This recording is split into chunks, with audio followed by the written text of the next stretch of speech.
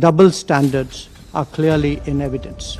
The Indian government is accusing both the EU and the US of double standards, of hypocrisy. और दोस्तों, भारत ने America को मुंह तोड़ जवाब दिया है। भारत के विदेश मंत्री डॉक्टर एस जयशंकर का एक ऐसा बयान सामने आया जो भारत ही नहीं बल्कि अमेरिका में भी चर्चा का विषय बना हुआ है। India's Ministry of External Affairs is calling Trump. उन्होंने अमेरिकी राष्ट्रपति डोनाल्ड ट्रंप की नीतियों पर तीखा हमला बोला। US friends have been responding in very different ways. Bharat के हवाले से बता दूं आपको, भारत और अमेरिका में मुसलसल इस वक्त एक लफ्ज़ी जंग चल रही है। ऐसा क्या हुआ कि हम देख रहे हैं कि जो गुर्बत की शरह जो हम पहले कह रहे थे कि कुछ या महंगाई की शरह कुछ कम हो गई थी, अब हम देख रहे हैं कि गुर्बत की शरह फिर से बढ़ना शुरू हो चुकी है। दोस्तों, एक हिस्टोरिक माइलस्टोन है इंडिया के डिजिटल पेमेंट रेवोल्यूशन के लिए। कतर 8th कंट्री बन गया है जहां यूपीआई, हमारा जो इंडिजिनस यूनिफाइड पेमेंट इंटरफेस है, वो फुल्ली अडॉप्ट हो चुका है। और हम अपने आप को इस काबिल बना ही नहीं रहे कि हमें वहां पर कटोरा लेके ना जाना पड़े। नवाज शरीफ साहब भी हर बार कहते थे हमने जी कशकोल तोड़ दिया है। इसी तरीके से शहबाज शरीफ साहब कहते हैं मैं मांगने नहीं आया, लेकिन आप लोगों को मालूम है कि मजबूरी है। क्या चीन ने वाकई पाकिस्तान को नजरअंदाज कर दिया है? तो साथ ही साथ फिर बलूचिस्तान में जो जुल्म हम खुद कर रहे हैं उसके बारे में भी बता दें। साथ ही साथ केपीके में जो जुल्म हो रहा है उसके बारे में भी बता दें। हमने अफगानिस्तान के साथ क्या किया वो भी बता दें।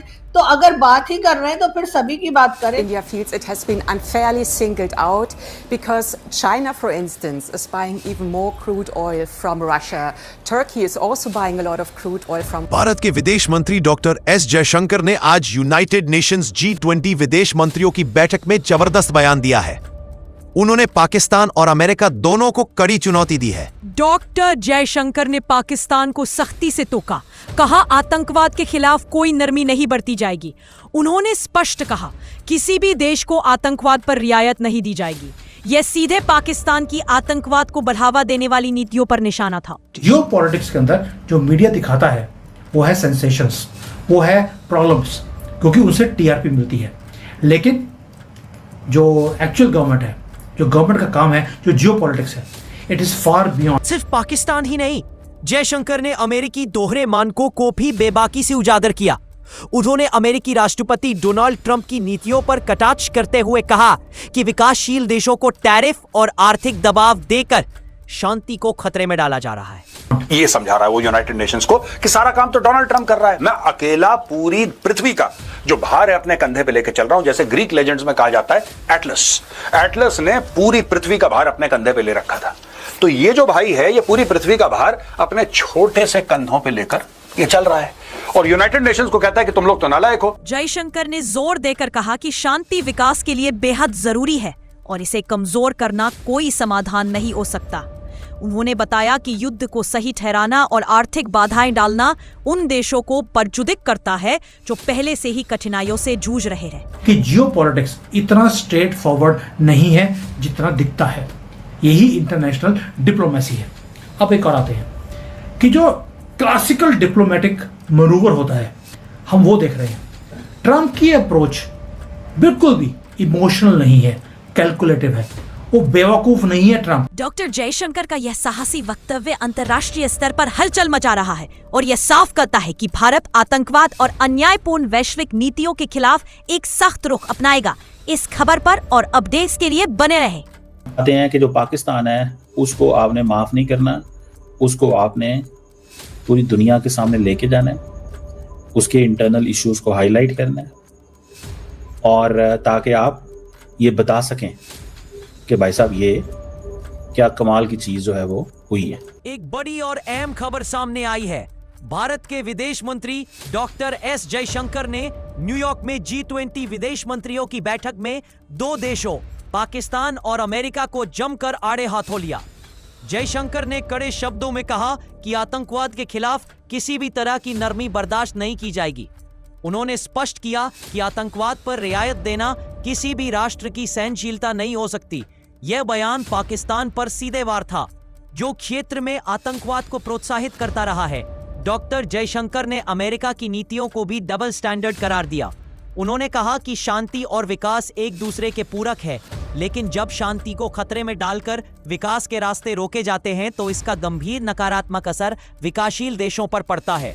उन्होंने अमेरिका की टैरिफ नीतियों और आर्थिक दबावों की तीखी आलोचना की, जो ग्लोबल साउथ की अर्थव्यवस्थाओं को जकड़ रही हैं।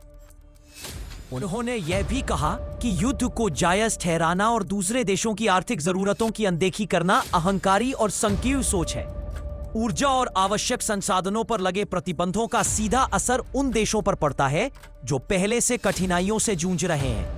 डॉक्टर जयशंकर का यह स्पष्ट संदेश है कि भारत आतंकवाद और अन्यायपूर्ण वैश्विक नीतियों के खिलाफ कड़ा रुख अपनाएगा और अंतर्राष्ट्रीय मंच पर भारतीय दृष्टिकोण को मजबूती से पेश करेगा। तो एक हिस्टोरिक माइलस्टोन है इंडिया के डिजिटल पेमेंट रेवोल्यूशन के लिए।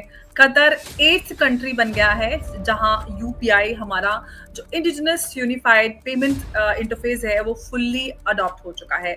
कतर नेशनल बैंक और एनपीसीआई इंटरनेशनल के माध्यम से अब क्यूआर पेमेंट्स लाइव हैं और ये सिर्फ टेक्नोलॉजी का एडवांसमेंट नहीं बल्कि इंडिया के ग्लोबल फिनटेक फुटप्रिंट का एक बड़ा स्टेप है। और आज हम डिस्कस करेंगे इस पूरे अपडेट को कि किस तरह से ये भारत का जो ट्रेड है, भारत के ट्रेड रिलेशन है, एक्सपेक्ट कम्युनिटी है और ग्लोबल पेमेंट इकोसिस्टम है, उसको कैसे ये उसको इन्फ्लुएंस करेगा और कैसे हम इस पे पूरा और बढ़त होते हुए देखेंगे। उमेश जी हैं इस पूरे मामले पे काफ़ी जानकारी रखते हैं और उनसे हम इसको विस्तार से समझेंगे। उमेश जी, बहुत स्वागत है आपका। जय हिंद, नमस्कार। जय सिया राम अंबर जी। जय सिया राम उमेश जी, बड़ा अपडेट है, बड़ी खबर है और अब जो यूपीआई है कतर जैसे इंटरनेशनल मार्केट में लाइव है। क्या ये इंडिया का जो ग्लोबल फिनटेक लीडर बनने का जो सपना है और जो भारत जिस राह पर चल रहा है उसके लिए कितना अहम ये आप अपडेट देख रहे हैं? देखिए, सीधा मतलब है कि इंटरनेशनलाइजेशन ऑफ रुपी हो रहा है। भारत का डिजिटल पब्लिक इंफ्रास्ट्रक्चर ग्लोबल जा रहा है। कतर जो है 8th कंट्री बन चुका है जहां उन्होंने यूपीआई को अडॉप्ट किया है। कतर नेशनल बैंक और एनपीसीआई इंटरनेशनल ने करार किया है कि यहाँ से अगर इंडियन ट्रेवलर्स कतर जाते हैं वो उधर क्यूआर कोड के स्कैनिंग के हिसाब से वो वहां पे जाके खर्चा कर सकते हैं।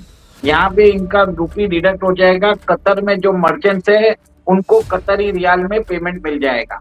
इससे क्या होगा, क्रॉस बॉर्डर जो पेमेंट सिस्टम है तो बहुत आसानी हो जाएगी इंडिया के ट्रेवलर्स को। अभी देखिए, कतर 8वां कंट्री है। उसके अलावा Bhutan, France, Mauritius, Nepal, Singapore, Sri Lanka और यूएई के अंदर ऑलरेडी ये सिस्टम चालू है, ऑपरेशनल है। अब देखिए, कतर एक तरह से गल्फ में सेकेंड नेशन है जिसने इसको चालू किया है। अंबर जी, इसके अंदर आप देखिए कि कतर के साथ हम फ्री ट्रेड एग्रीमेंट की भी बात कर रहे हैं। इससे क्या होगा, दोनों देशों के बीच में पीपल टू पीपल एक्सचेंज बढ़ेगा। पीपल टू पीपल एक्सचेंज बढ़ने से यहाँ पे क्या होगा कि लोगों के बीच में ज्यादा ट्रांजैक्शन होंगे।